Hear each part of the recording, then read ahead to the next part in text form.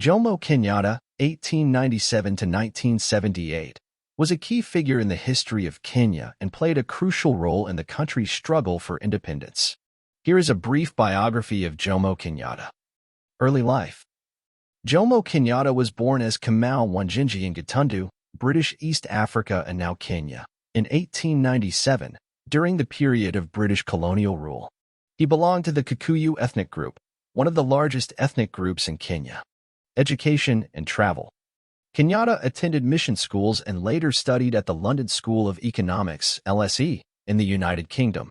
During his time in London, Kenyatta became involved in Pan-African and anti-colonial movements, associating with prominent African nationalist figures.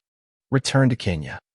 Kenyatta returned to Kenya in 1929 and became active in nationalist politics. He worked as a teacher and later became involved in efforts to organize and mobilize the Kikuyu people against British colonial rule. Political activism. Kenyatta became a leading figure in the Kenya African Union, KU, an organization that sought to promote African political interests. In 1952, he was arrested and charged with being a leader of the Mau Mau movement, an anti-colonial armed resistance group. He was sentenced to 7 years in prison. Imprisonment.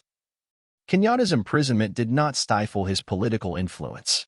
He continued to be a symbol of resistance against colonialism, and his detainment only increased his popularity among Kenyan nationalists.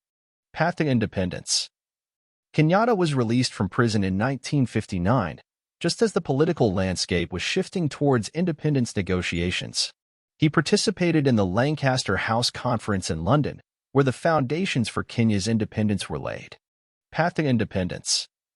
Kenyatta was released from prison in 1959, just as the political landscape was shifting towards independence negotiations. He participated in the Lancaster House Conference in London, where the foundations for Kenya's independence were laid. Presidency.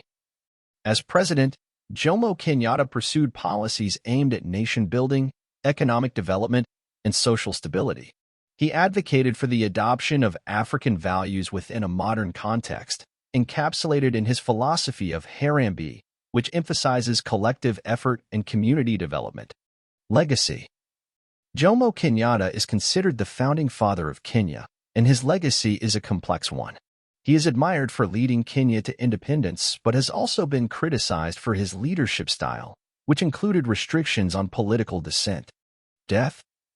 Jomo Kenyatta passed away on August 22, 1978, in Mombasa, Kenya. Jomo Kenyatta's contributions to the independence and early governance of Kenya have left an indelible mark on the nation's history. His legacy continues to be a subject of discussion and analysis in the context of Kenya's political development.